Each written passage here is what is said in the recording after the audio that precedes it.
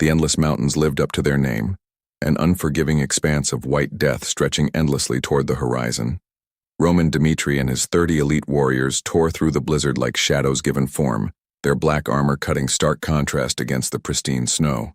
Leading them was Caden, the white flying squirrel, whose intimate knowledge of these treacherous peaks was their only advantage against the mountain's merciless terrain. The wind shrieked around them with primal fury, as if the mountain itself objected to their passage. Caden glanced backward, and what he saw defied every expectation he'd held. Roman and his soldiers weren't just keeping pace. They moved with an efficiency that seemed almost supernatural. The technique they employed was unmistakably Arcadian in origin, a specialized movement style that distributed weight across unstable surfaces. But Caden had never taught them this.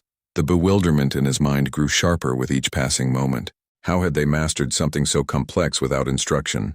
The question gnawed at him even as they pressed forward through conditions that would have killed ordinary men. The magical communication device in Caden's hand suddenly flared to life, its glow cutting through the swirling snow. The voice that emerged was tight with barely controlled panic. "Caden, we have a crisis." His heart seized in his chest as he demanded answers. The report that followed painted a nightmare in words. Gyro, one of Luna Kingdom's legendary three swordsmen, had launched an ambitious surprise assault on the orc forces. But ambition had turned to catastrophe. The orcs had anticipated his move perfectly. Gyro's entire strike force had been annihilated, and his own fate remained unknown. The voice continued with even grimmer news. Grar himself, the monstrous orc warlord, was now personally leading his horde in a direct assault on Luna Fortress. At their current speed, the fortress would fall under siege hours before Roman's reinforcements could possibly arrive. Caden's grip on the communication device tightened until his knuckles went white. Fury and frustration warred within him. He'd explicitly warned Gyro against reckless action. This was supposed to be a straightforward 2-week support mission. Now everything was collapsing. Through gritted teeth, Caden made a promise he wasn't certain he could keep. "Hold the line. Whatever it takes, we're coming." He snapped the device shut and turned to Roman, his expression carved from stone. The situation had escalated beyond worst-case scenarios. Luna Fortress lay a full day's journey ahead under normal circumstances. Caden's voice carried the weight of desperation as he addressed Roman. They would need to push beyond human limits, moving at absolute maximum speed to have any chance of arriving in time. Without waiting for acknowledgement, Caden announced he would guide them along the shortest possible route, a path so dangerous that most travelers avoided it even in favorable conditions. Then, almost as an afterthought born from doubt, he added that anyone who grew exhausted should call out immediately. It was a concession to what he assumed would be the limitations of outsiders in this brutal environment. But as Caden launched forward with everything he had, that red and black figure matched his every movement with seemingly effortless grace. Something impossible caught Caden's attention as he pushed his body to its absolute limits. Roman Dmitri moved across the snow without leaving a single footprint. The snow remained pristine behind him, as though he weighed nothing at all, or perhaps as though the mountain itself refused to acknowledge his presence. This technique didn't exist anywhere in Arcadian martial traditions. It represented a mastery over one's physical form that transcended anything Caden had witnessed in his decades of experience. A spark of hope ignited in Caden's chest, despite the dire circumstances. At this unprecedented pace, they might actually reach Luna Kingdom before nightfall. The impossible distance was shrinking with every heartbeat. But that fragile hope shattered moments later, when the communication device blazed to life once more. The report was stark and terrible. Enemy forces had been sighted approaching Luna Fortress. The voice on the other end announced what everyone feared. The battle for survival had begun. Caden shouted encouragement across the magical connection, promising they would arrive soon, begging his people to hold just a little longer. But as the words left his mouth, the transmission began to falter. Static invaded the channel, a telltale sign of enemy interference. Someone on the orc side possessed magical capabilities strong enough to jam their communications. Through the crackling disruption, a voice broke through one final time. The words hit Caden like physical blows. The fortress was lost. He should abandon Luna and save himself. At least one of them might survive. The transmission died with a final burst of static, leaving Caden staring at the dark crystal in his hand. The silence that followed felt louder than the screaming wind. His homeland, his people, His entire world, all of it, was dying, while he raced helplessly through the snow. Roman remained silent beside him, but somehow that silence felt more reassuring than any words could have been. Inside a darkened war tent stinking of blood and worse things, a Luna Kingdom soldier knelt before Grar's imposing throne. The man was barely recognizable as human anymore. Torture had stripped away his dignity, his strength, and ultimately his loyalty. Blood matted his hair and clothes, and fresh wounds still wept across his broken body. Under the crushing weight of agony, he'd surrendered every secret he possessed. His voice, raw from screaming, revealed everything about Roman Dmitri and the Dmitri Kingdom's alliance with Luna. The truly damning information spilled out next. The reinforcements numbered only 30 warriors. To the orcs, this seemed laughably inadequate. The soldier explained through broken sobs that this pathetic number was why Lord Gyro had attempted his desperate gambit, hoping to eliminate the threat through Luna's own strength before reinforcements even arrived. Around the tent, the consequences of resistance were displayed with brutal clarity. Other captured soldiers hung from posts, their bodies bearing testament to orcish cruelty. Some were still alive, suspended in positions that ensured maximum suffering. The broken soldier begged for his life, with what remained of his voice. When he realized mercy wasn't coming, his plea changed to something even more desperate, a request for a death without pain. Grar studied the pathetic creature before him with cold calculation. The name Roman Dmitri meant nothing to him. More importantly, 30 reinforcements represented no threat whatsoever to his overwhelming numerical advantage. He turned to his lieutenant, Colot, and inquired about the status of Luna Fortress. Colot responded with predatory satisfaction. They were moments away from shattering the divine barrier protecting the fortress, but Grar had grown tired of waiting. The scent of fear wafting from the fortress walls was too intoxicating to ignore any longer. He rose from his throne with terrible finality, announcing his personal involvement.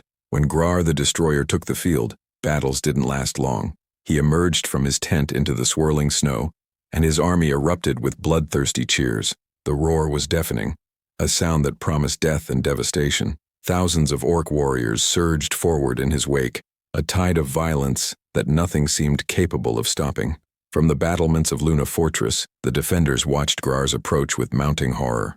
The orc warlord was a mountain of muscle and malice, and the crimson aura surrounding him was visible even through the blizzard. It pulsed with murderous intent, a physical manifestation of his desire to kill. The soldiers cursed and shouted in frustration and fear. This monster of legend was finally making his move, and they all knew what it meant. Grar drew the massive blade from his back, a weapon that seemed too large for any creature to wield effectively. The red aura intensified around him until it distorted the very air. High Priest Sebastian appeared on the walls, his white robes billowing in the wind. His voice rang out with desperate authority, commanding his priests to pour their divine power into the protective barrier.